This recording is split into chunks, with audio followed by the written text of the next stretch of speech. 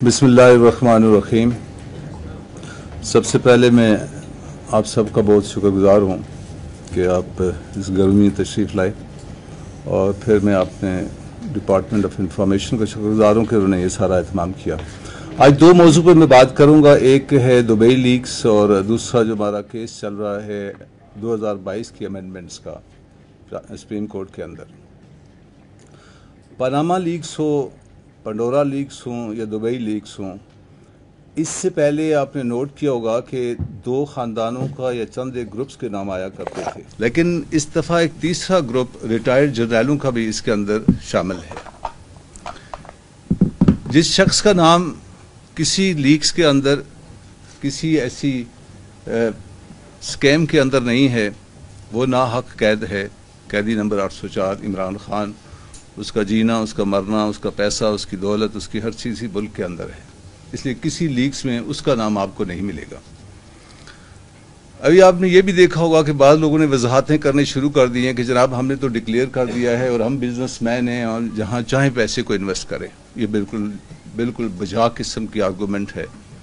लेकिन लीगली एक बात याद रखें कि अगर आपका पैसा बिल्कुल हक बजानिब है, नॉन सोर्स ऑफ इनकम से आपने कमाया हुआ है, लेकिन आप उसको गलत चैनल से लेके बाहर चले गए हैं, तो अब टैक्स एवेजन में एफबीआर के अंदर फंस जाते हैं।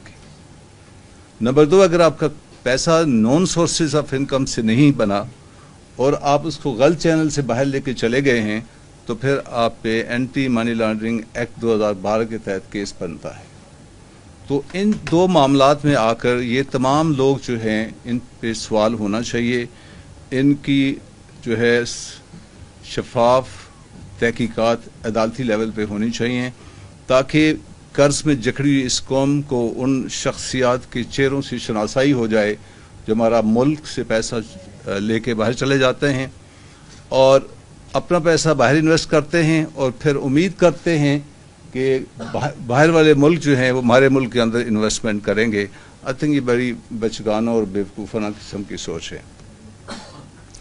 इसमें एक तो एफबीआर, एफआईए और नैब को चाहिए कि वो इसके ऊपर एक्शन लें, और क्योंकि पाकिस्तान आर्मी हमारा बड़ा डिसिप्लिन अदारा है, उसको भी चाहिए कि अपने बैकयार्ड को, पिछवाड़े को साफ करे और एसेट डिक्लेरेशन फॉर्म इन सब जर्नैलों को दे, क्योंकि फौजी का जीना, मरना, उठना, बैठना सारा इस मुल्क के अंदर होता है। वो अपने असासी अगर बाहर लेके चले गए तो आप देखें कि फिर कॉन्फिडेंस बाकी लोगों का या बिजनेसमैन का इसके ऊपर क्या होगा। और इसमें सबसे ताकतवर शख्सियत जनरल बाजवा थी, जिसने तकरीबन डिक्लेयर जिनके एसेट्स 12 अरब के आए थे, अगर आपको याद हो। और जब डिक्लेयर्ड एसेट होते हैं तो वहाँ पे फेयर प्राइस, मार्केट वैल्यू नहीं लिखी जाती, बल्कि सिर्फ सेल परचेज प्राइस लिखी जाती है। तो इस 12 अरब को आप आराम से 3 से ज़रब दे सकते हैं। और वाइट कॉलर क्राइम में हम ये कहते हैं कि जो पैसा सामने आ जाता है उसे हम टिप ऑफ आइसबर्ग कहते हैं, बाकी पानी के अंदर होता है।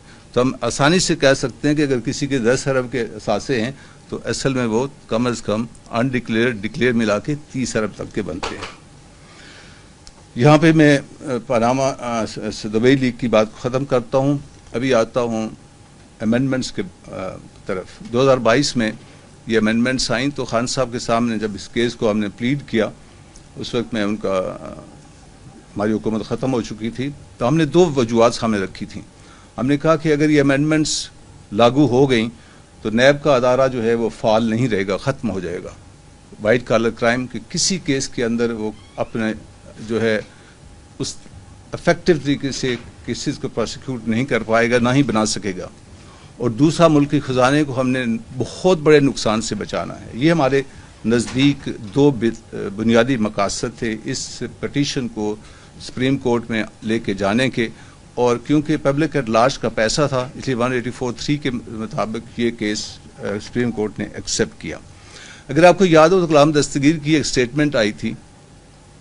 उन्होंने कहा था कि अगर 1 साल इमरान खान की हुकूमत और रहती, हम सब ने कन्विक्ट हो जाना था और सियासत से फारग हो जाना था। ये चीज़ें ऑन रिकॉर्ड हैं। इसका मतलब ये है कि जिनके केसेस थे वो ख़ुद जानते थे, उसको मानते थे कि केसेस बिल्कुल सही हैं और उनकी कन्विक्शन बिल्कुल सही है।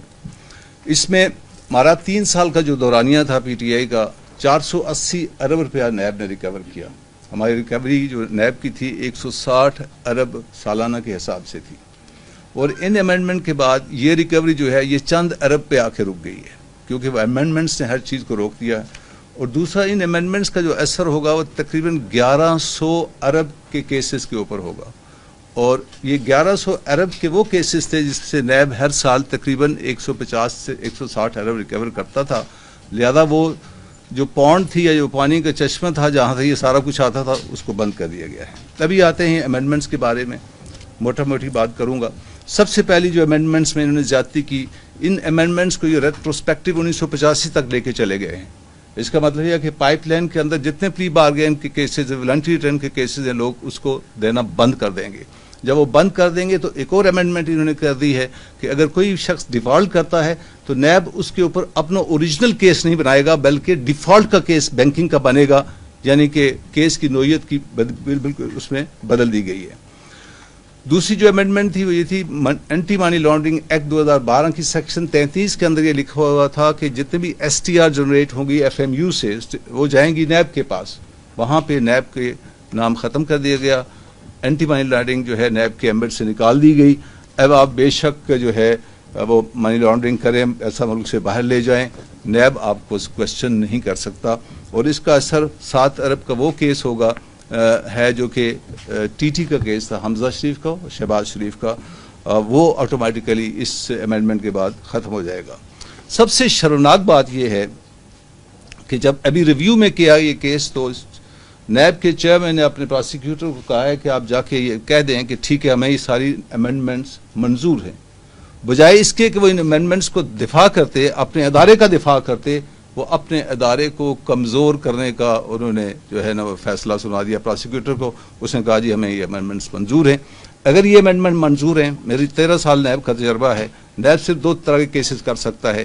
یہ 850 جو آفیسرس ہیں اور عملہ ہے اور ڈبل تنخواہ لیتا ہے, اس کو پھر ڈیزالو کر دینا چاہیے, اس کو ان کے افسروں کو باقی محکموں بھیج دینا چاہیے, کیونکہ وائٹ کالر کرائم کے اندر ان امینڈمنٹ کے بعد نیب فعال نہیں رہتا.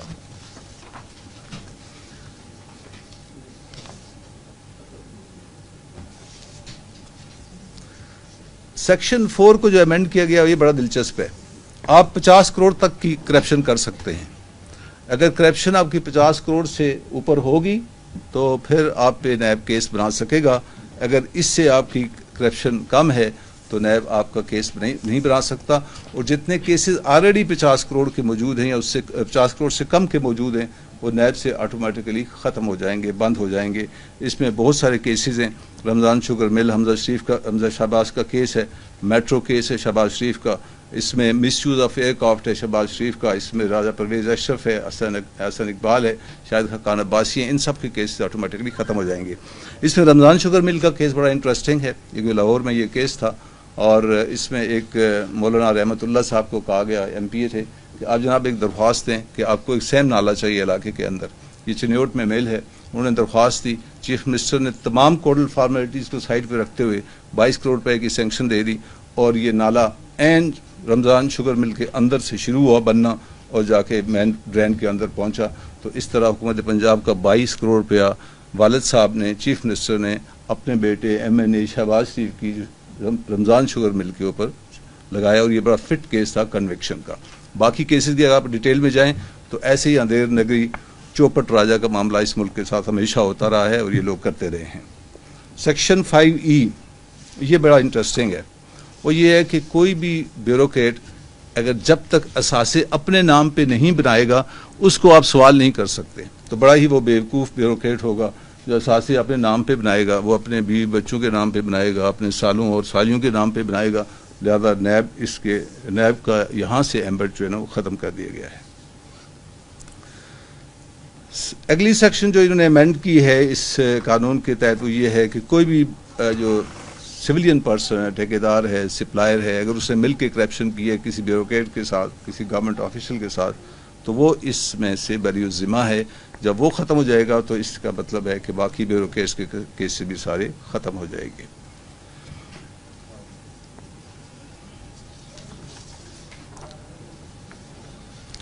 सेक्शन 9A7, इसको मैं कहता हूँ तोशा खाना सेक्शन, क्योंकि इसमें एक सेक्शन थी कि अगर आप कोई भी ऐसा ऑर्डर पर्सन स्पेसिफिक करते हैं तो वो नल एंड वाइड होगा, वो गलत होगा।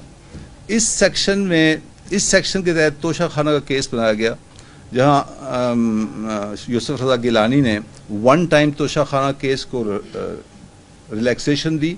रिलैक्सेशन के बाद 3 गाड़ियां जरदारी अपने घर ले गया और 1 गाड़ी जो है वो नवाज शरीफ को जो है तोशा खाना से दे दी गई, और फिर ऑटोमेटिकली कानून वापस अपनी जगह पे आ गया। इसे कहते हैं पर्सन स्पेसिफिक लॉ। इसके तहत ये तोशा खाना केस बना था। इस सेक्शन को, बाकी सेक्शन रखी गई हैं, इस सेक्शन को वहाँ से उड़ा दिया गया ताकि तोशा खाना केस को ख़त्म कर दिया जाए। अगली सेक्शन जो 9A11 है, बड़ी इंटरेस्टिंग है। इसको मैं कहता होता हूँ ख्वाजा साद रफ़ीक सेक्शन। ख्वाजा साद रफ़ीक ने 68 बंदों को चीट किया लाहौर के अंदर, उनका केस बना। तो अभी इस सेक्शन के जब तहत केस बना तो इसको ख़त्म करना था, लिहाजा इस सेक्शन में ये ऐड कर दिया गया कि अगर 100 से ज़्यादा बंदा चीट होगा, उसके साथ फ्रॉड होगा, तो फिर केस बनेगा। अगर 100 से कम है तो उस केस को ख़त्म कर दिया जाए। लिहाजा ये साद रफ़ीक सेक्शन जो है वो भी इसके अंदर डाली गई। अगली सेक्शन जो अमेंड की गई वो ये थी कि जब तक बैंकिंग ट्रांजैक्शंस अपने असासों की शक्ल में कन्वर्ट नहीं होंगे, कोई भी पैसा आता है, उस वक्त तक जुर्म नहीं रहेगा। ये वही जरदारी और बिलावल के केसेस हैं, TT केसेस और बाकी केसेस जो हैं वो इसकी जद में आते हैं। सेक्शन 14 ये बड़ी इंटरेस्टिंग है। ये दुनिया के तमाम केसेस के अंदर, अनकैक के अंदर, ये United nation convention against corruption के अंदर इसकी प्रोविजन है। ये अनएक्सप्लेन्ड वेल्थ ऑर्डर UK का, उसके अंदर इसकी प्रोविजन है। इलिसिट जो ऑर्डिनेंस है स्विट्ज़रलैंड का, उसके अंदर है। 17 क़वानीन अपने मुल्क के ऐसे हैं जिसके अंदर ये सेक्शन मौजूद है, प्रिजम्पशन सेक्शन। मसलन वो क्या है कि अगर आप ये साबित कर देते हैं कि ये माइक मेरा है, तो फिर मैंने किन रिसोर्सेज से ख़रीदा, ये मेरी जिम्मेदारी बनती है। तो इन्होंने इस पूरी सेक्शन 14 को ही उड़ा दिया कि आपने जो सिर महल बनाया, ये एवन फील्ड में मरियम ने ये तो बता दिया कि नवाज शरीफ ने ये तो बता दिया कि ये मरियम के फ्लैट्स हैं, लेकिन मरियम ने ये नहीं बता सकी कि पैसा कहाँ से आया। अभी ये नैब ने बताना है कि ये पैसा कहाँ से गया, कैसे सिर महल बने। तो ये जो 17 आपके ऑलरेडी लॉ मौजूद हैं, ये इसके भी खिलाफ है। जो इंटरनेशनल लॉज हैं ये उसके भी खिलाफ है। इस सेक्शन 14 को उड़ा के असल में ये अपने पानामा के रिलेटेड केसेस को इन्होंने इससे ख़त्म किया है। सेक्शन 18C ये कहती है कि जनाब जो इन्होंने अमेंड किया है कि सबसे पहले आप इंक्वायरी करेंगे, इंक्वायरी करने के बाद उस पर तमाम मवाद इकट्ठा करेंगे, एविडेंस इकट्ठी करेंगे, वो मुजरिम को देंगे और मुजरिम को हक होगा कि वो कोर्ट के अंदर चला जाए। उसके बाद आप FIR दर्ज करेंगे और इन्वेस्टिगेशन करेंगे। इसका मतलब है कि केस चल ही नहीं सकेगा। ये बड़ा इंटरेस्टिंग इन्होंने इसके अंदर डाली है शिक। अगली सेक्शन जो इन्होंने अमेंड किया वो ये है कि अगर 6 माह के अंदर नैब को इंक्वायरी मुकम्मल नहीं कर सकता तो ऑटोमेटिकली क्लोज हो जाएगी। इससे मुतअद्दिद इंक्वायरीज जो हैं, बहुत लंबी लिस्ट है मेरे पास, जो कि ऑटोमेटिकली बंद हो जाएंगी, क्योंकि नैब के केसेस ऐसे भी हैं कि लोग मुल्क से बाहर चले जाते हैं, वहाँ से उनका बुलाना मुश्किल हो जाता है, बाद को असासे बाहर बनाते हैं, वहाँ से थ्रू रेड वारंट्स उन प्रोसीजर में बहुत लंबा टाइम लग जाता है। ज़्यादा ये एक बहुत बड़ा जो है इसके ऊपर डाल के एक कदगन लगा दी गई है 6 माह की, जो कि वाइट कॉलर क्राइम में नामुमकिनात में से है। 21G सेक्शन ये बड़ी इंटरेस्टिंग है। इसमें क्योंकि उन्होंने पानामा को डीलिंक करना था, उन्होंने कहा जी कोई भी म्यूचुअल लीगल असिस्टेंट बाहर से आएगी, कोई भी गवाही बाहर से आएगी जो कि अनकैक में हम सिग्नेटरी हैं, वो काबिल कबूल नहीं होगी। तो लिहाजा आप जितने असासे बाहर बनाए हैं, ये तीनों जो अभी पंडोरा है या पानामा है या दुबई है, इसमें जो एविडेंस बाहर से आएगी वो अदालत के अंदर काबिल कबूल नहीं होगी। तो लिहाजा आपने, क्योंकि दुनिया तो ग्लोबल विलेज बन गई है, कोई भी पैसा अपने मुल्क के अंदर नहीं रखता, आपने नैब के तमाम कानून को या नैब को महदूद कर दिया पाकिस्तान के अंदर। अगर कोई एहसास से बाहर बनाता है तो इस सेक्शन के तहत आप बाहर से कोई एविडेंस ला के कोर्ट के अंदर उसको कन्विक्ट नहीं कर सकते। सेक्शन 23 ये भी बड़ी इंटरेस्टिंग सेक्शन है। आपकी इंक्वायरी शुरू हो गई, आपने एहसास से आप बेच दें सारे। पहले ये था कि आपकी इंक्वायरी अगर शुरू हो गई है तो तमाम क़वानीन के अंदर ये چیز شامل ہے کہ آپ اپنے ان اثاثوں کو بے نامی کے اندر بھی ہے، باقی ایکٹس کے اندر بھی ہے، آپ لیکویڈیٹ نہیں کر سکتے. ابھی اس کے تحت آپ یہ کر سکتے ہیں کہ آپ اپنے اثاثے بیچ سکتے ہیں، تھرڈ ڈگری انٹرسٹ آپ تھرڈ پارٹی انٹرسٹ آپ کریٹ کر سکتے ہیں. لہذا اس کیس کو بنانا اور اس کا کورٹ کے اندر چلانا ناممکنات میں سے ہوگا. سیکشن 25 بڑی انٹرسٹنگ سیکشن ہے. یہ وہ سیکشن ہے جو کو ہمیشہ میڈیا بڑا زور و شور سے اپوز کرتا تھا، جو پلی بارگین ہے، مکاج سے آپ لوگ کہتے تھے، حالانکہ ایسی بات نہیں ہوتی تھی. تو پلی بارگین میں اگر کوئی شخص چلا گیا ہے اور اگر انکار کر جاتا ہے تو اس کو حق پہنچتا ہے کہ وہ انکار کر سکتا ہے. پہلے یہ تھا کہ اگر وہ انکاری ہو جاتا ہے تو آپ اس پہ جو اوریجنل لا تھا یا جو اس کے اوپر جرم تھا یا جو اس کا کیس تھا وہ ہم نائب شروع کرتی تھی. ابھی یہ کہا گیا ہے کہ نہیں، اس پہ ڈیفالٹ کا کیس چلے گا، یعنی کہ اس نے پیسہ نہیں دیا، علیحدہ ایک کیس چلے گا. وہ اوریجنل جو جس سے جرم کیا ہے، جہاں سے اس نے یہ پیسہ بنایا تھا، وہ کیس نہیں چل سکتا. مختصراً یہ ہے کہ اگر میں اس کے 3 سینٹنس میں ان تمام چیزوں کو سم اپ کر دوں تو پہلی بات یہ ہے کہ ان امینڈمنٹس کے بعد ملک کے خزانے کو تقریباً 150 ارب سالانہ نقصان ہوگا. دوسرا، تقریباً 1100 ارب کے کیسز جو ہیں وہ آٹومیٹکلی ختم ہو جائیں گے. تیسری بات یہ ہے کہ یہ قانون کیونکہ تمام بین الاقوامی جو امینڈمنٹس ہیں ان کے خلاف ہے، نیب کا ادارہ جو ہے ایبسولوٹلی ڈس فنکشنل ہو جائے گا. اور جب ڈس فنکشنل ہو جائے گا تو اتنا بڑا ادارہ جو 20 سال میں بنا، اس کے لوگ ٹرینڈ ہوئے، تو اس کا ڈس فنکشن ہونا نہ ملک کے لیے بہتر ہے نہ ملک کے خزانے کے لیے بہتر ہے. Thank you very much. یہ وہ ساری معاوضات جو میں نے آپ کے سامنے رکھنی تھی. کوئی اگر آپ کو سوال ہو تو آپ پوچھ سکتے ہیں.